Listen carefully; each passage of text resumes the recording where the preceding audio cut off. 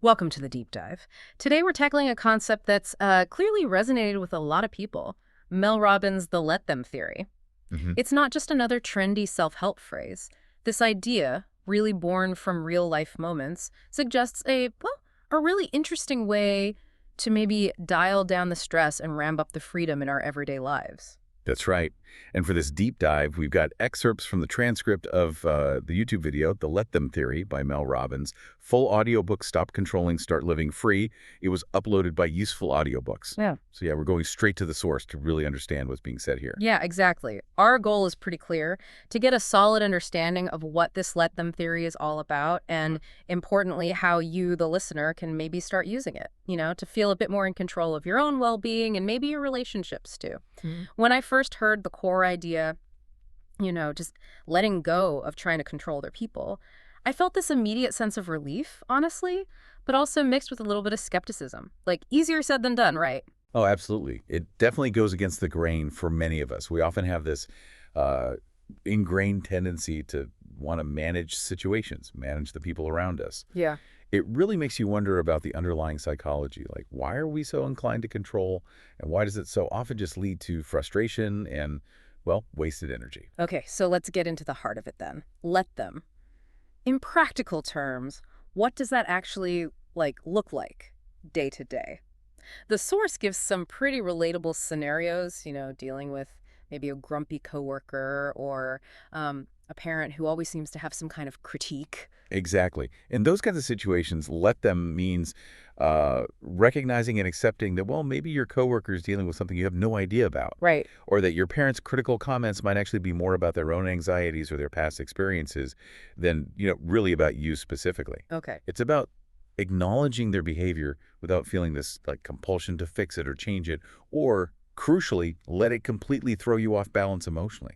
And the source really drives home the point about why trying to control these things is, well, kind of pointless, right? It's such a waste of energy. Yeah. It talks about how futile it is to try and manage other people's actions or their words or what they think about us, their feelings, even their expectations of us.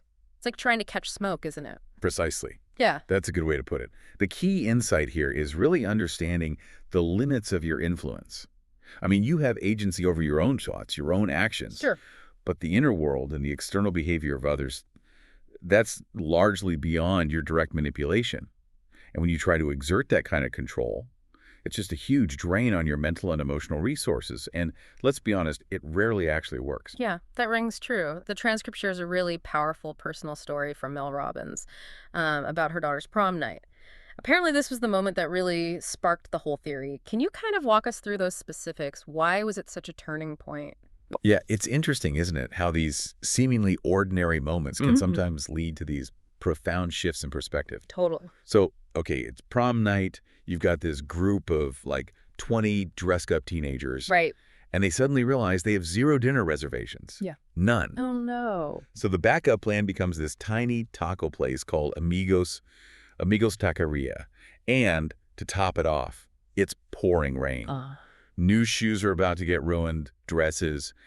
And Robbins, like, any parent probably would, initially goes into that problem-solving mode, Yeah. trying to fix it, orchestrate a better outcome. Right, that instinct to swoop in and make everything perfect for your kids. I can totally relate to that feeling. But then her other daughter, Kendall, says this really simple but insightful thing. Let them. Hmm. Just let them. Let them get wet. Let the shoes get messy. Let them eat tacos.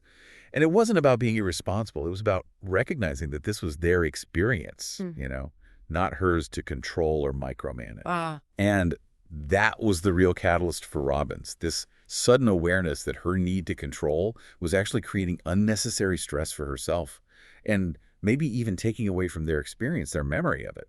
It really makes you wonder, how often do we do that in our own lives? Interfere when maybe we should just let them. That's a great point. And it wasn't just a one-off light bulb moment, was it? The theory started to apply to all sorts of everyday frustrations.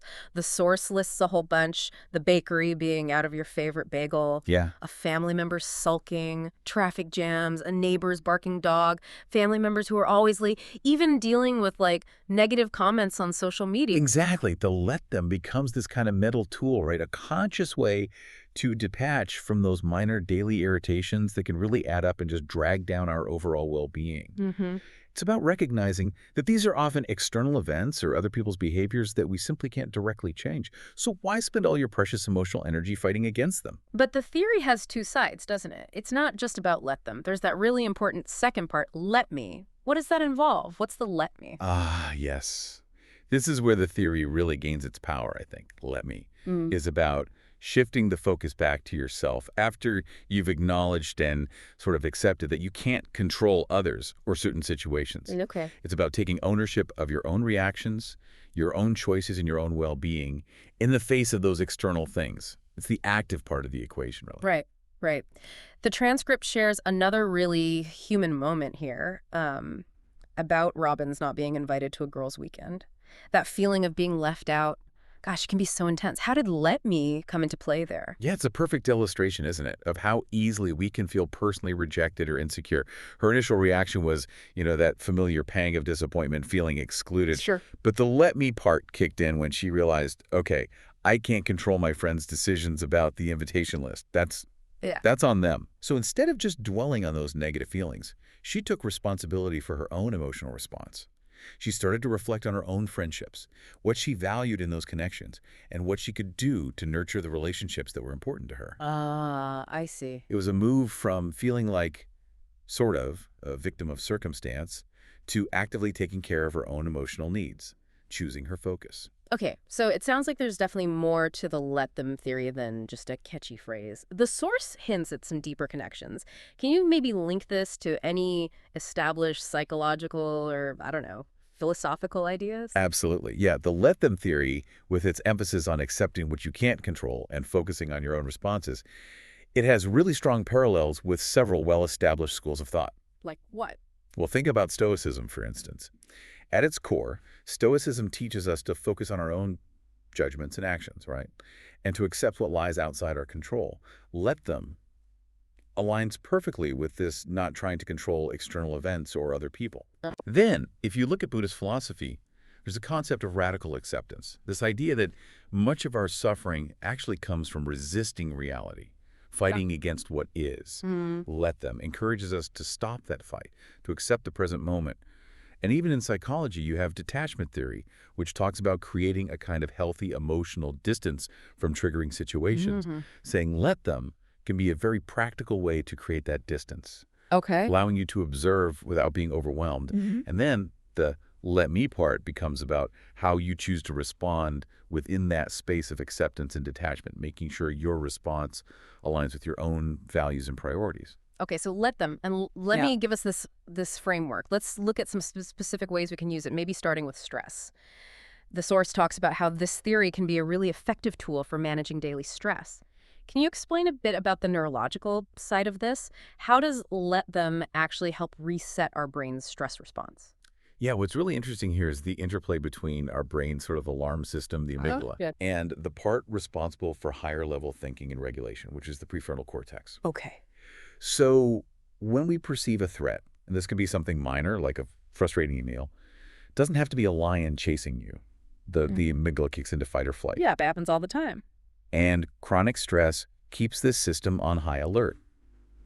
Now, the technique suggested in the source to literally pause, say, let me, to yourself, maybe take a deep breath, it helps to interrupt this automatic stress cascade. Wow. By consciously labeling the situation with let them, you're essentially signaling to your brain, okay, this isn't a life-threatening emergency. This gives your prefrontal cortex a chance to step in to regulate the amygdala's frantic activity and basically calm things down. It's a bit like hitting a mental reset button on that immediate stress reaction. Have you ever noticed how just taking that pause, even for a second, can sometimes totally change how you react to something irritating? Oh, definitely. Just that little bit of space. Yeah, it can make a huge difference. Okay, another major source of stress for so many of us is constantly worrying about what other people think. The source tackles this head on, emphasizing that judgment is, well, pretty much inevitable. It really is. It's a fundamental part of just being human, interacting with other humans. As the source points out, adults will judge you no matter what. People have their own perspectives, right? Yeah. Shaped by their own unique experiences, their beliefs, their biases. Trying to control those opinions is not only completely exhausting, but ultimately it's a losing battle. Yeah. It makes you wonder, why do we invest so much time and energy trying to manage something so far outside of our actual control. And the source throws out this incredible statistic. We have something like 70,000 thoughts a day. Yeah, The idea of trying to manage even one other person's thoughts within that constant internal chatter seems, well, completely impossible when you put it like that. yeah, exactly. It really highlights the sheer futility of trying to micromanage someone else's mental landscape. So the let them theory suggests this rather radical approach to actually give people permission to think poorly of you. Whoa. Okay. Yeah, as a way to break free from this constant fear. It sounds totally counterintuitive, I know, but what's the logic behind that, do you think? Well, the source asks some really thought-provoking questions around that. Like, what would you actually do differently if you weren't worried about judgment? What secret desire are you maybe afraid to admit, even to yourself? It's almost like it's trying to get us to confront the self-imposed limitations we create because of this fear. Precisely. By acknowledging that judgment is unavoidable and essentially giving up the fight against it, you free yourself up. You free up energy and mental space to pursue what truly matters to you. This constant fear of others' opinions, it's often deeply intertwined with self-rejection, isn't it? With hiding our true selves because we're afraid it won't be accepted or liked. It's like we're constantly performing for an audience that may or may not even be paying attention. Yeah. And the cost is our own authenticity.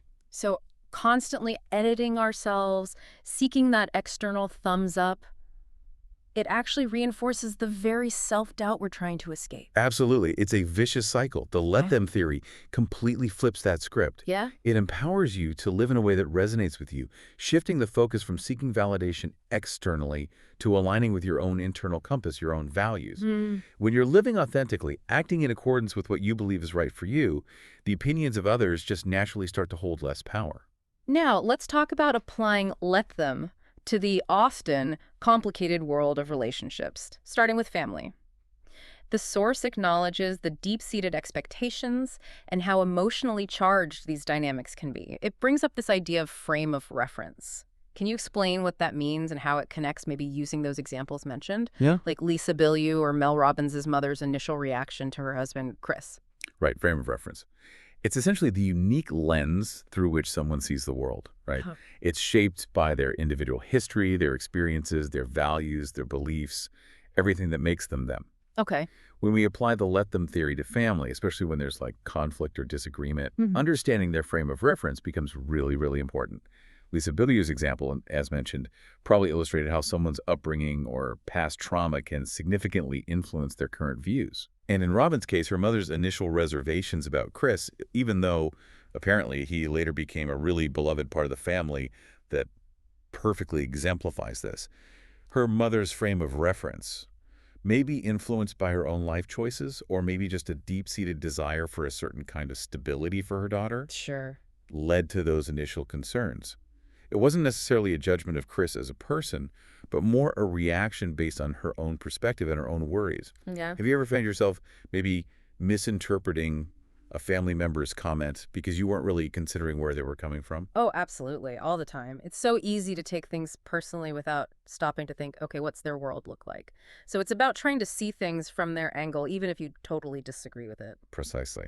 The let them theory encourages us to give family members the space to hold their own opinions, even if those opinions feel critical or just don't align with our choices at all.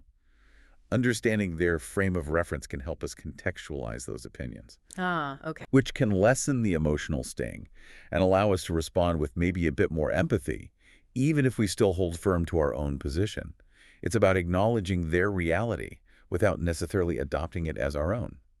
And when it comes to dealing with, let's say, genuinely difficult family members, the source touches on accepting them as they are, but while still setting boundaries. That sounds like a really delicate balance to strike. It is. It's definitely a nuanced situation.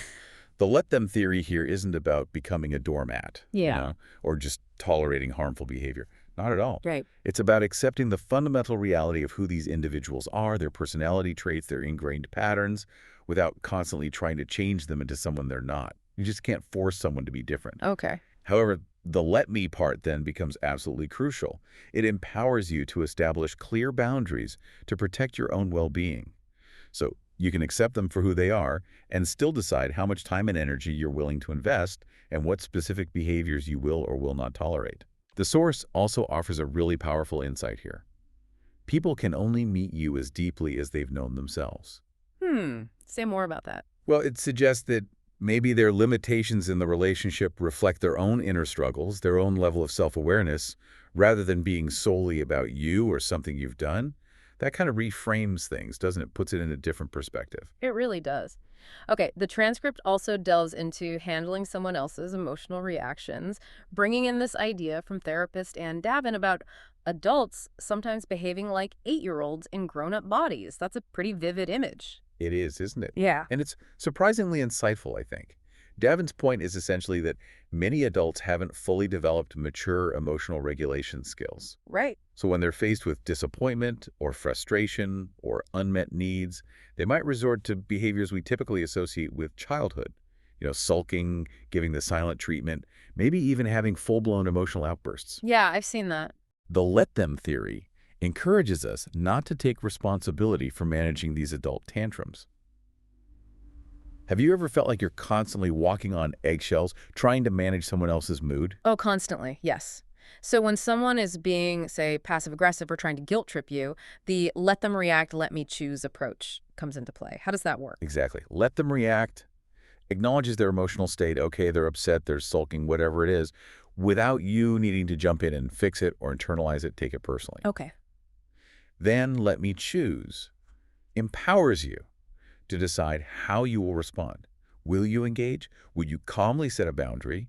Will you just disengage entirely for a while? Right. It's about not getting sucked into their emotional immaturity and instead focusing on your own well-being and your own rational chosen response. Yeah. It really shifts the power dynamic back to you. And the let them theory isn't just about dealing with other people's emotions. It also applies to managing our own internal landscape, right? The source mentions allowing feelings to surface, pausing before reacting, and even this 90-second rule for emotions. Can you tell us more about that? Yeah, this is a really vital part of the let me side of the theory. When strong emotions pop up, anger, sadness, frustration, our natural inclination might be to either suppress them immediately or just react impulsively.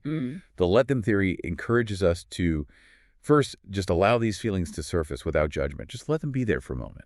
Now, the 90-second rule, which is based on some neuroscience from Dr. Jill Bolt-Taylor, suggests that the initial chemical surge of an emotion in the brain actually lasts for only about 90 seconds. Really? Just 90 seconds? Yeah, the physiological response. If we don't keep fueling it with our repetitive thoughts and subsequent reactions, I can't believe they said that, this always happens, that initial chemical wave will naturally dissipate. So the let me here involves pausing, observing the emotion without immediately acting on it, just kind of noticing it, and allowing that initial physiological waves to pass. This gives us the crucial space to respond more thoughtfully and intentionally, rather than being controlled by that first emotional impulse. It's like learning to ride the wave instead of being totally swept away by it. Okay, that's really practical. Now, let's shift gears to something many of us struggle with: chronic comparison. The source really hits home with that straightforward statement, yes, life isn't fair.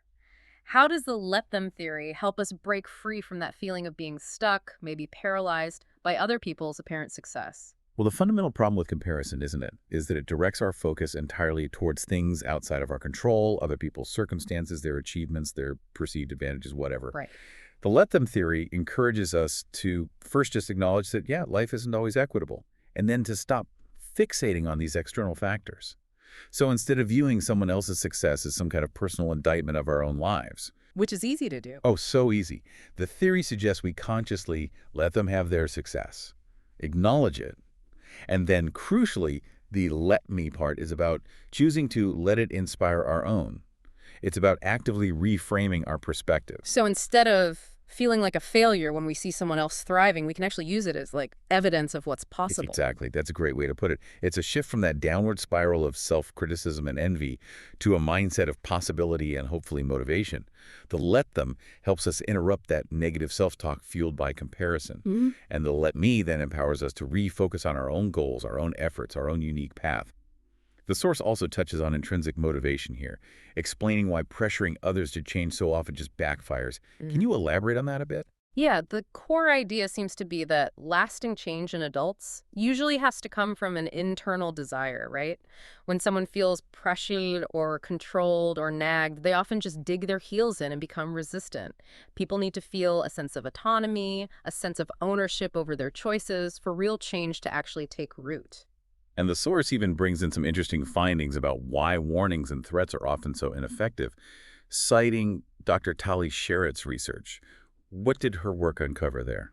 Well, Dr. Sherritt's research indicated that our brains seem to have this tendency to prioritize positive information and kind of downplay negative information, especially when it feels like a threat to our sense of well-being or our autonomy. Oh, So when we're constantly warning someone about potential negative consequences or issuing ultimatums, their brain might actually filter out that information or minimize it, making our warnings less effective and potentially just creating defensiveness instead of motivation. It's like our brains have this built-in optimism bias, sometimes working against us when we try to warn others. okay, that makes sense. And this leads into the introduction to the ABC loop as a potentially more effective approach to encourage positive change without resorting to that pressure. Can you walk through those steps again? Apologize, ask, back off, celebrate?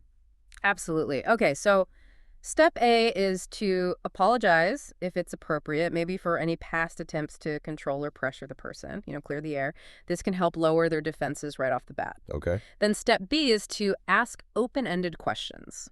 Not leading questions, but genuine questions to really understand their perspective and maybe help them explore their own reasons for potentially wanting to change. Right. Step C is to back off and observe. This is key. Give them the space to make their own choices and take their own steps without feeling constantly watched or judged. Let them breathe. Exactly. And finally, step D is to celebrate progress. Actively acknowledge and reinforce any positive steps they take, no matter how small they might seem. Positive reinforcement. The source also mentions using the 5 whys method beforehand to understand your own frustrations before you even start this loop. How does that fit in? Ah, the 5 whys. Yeah, that's a really powerful technique for getting to the root cause of your own desire for someone else to change. Sometimes it's not really about them, is it? Right? By repeatedly asking yourself why, maybe up to 5 times about your frustration, you can move beyond those surface level annoyances and gain a much deeper understanding of your underlying concerns, maybe your fears, your motivations. And that self-reflection can then inform how you approach the whole situation with maybe more empathy and less of a need to control the outcome. That's really useful. Okay, now let's consider that delicate balance of supporting someone who is going through a really tough time versus actually, maybe unintentionally, enabling them. The source makes a clear distinction, saying true support involves providing space, encouragement, maybe the right tools, rather than just jumping in to solve all their problems for them.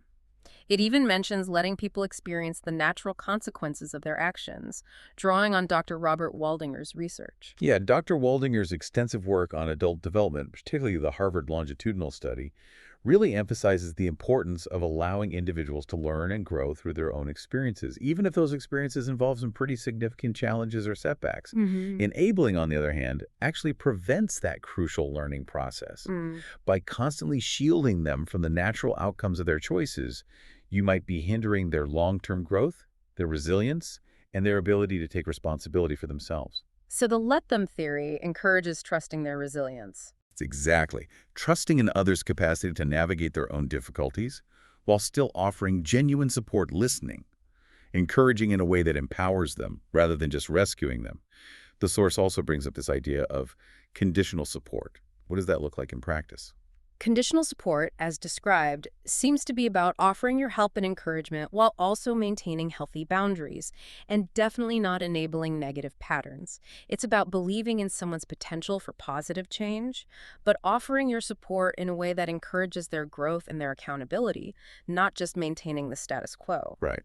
The example given was about Robbins helping her daughter with nighttime anxiety, offering comfort, reassurance, yes, but ultimately empowering her daughter to develop her own coping mechanisms rather than constantly intervening to remove the discomfort entirely for her. That makes sense.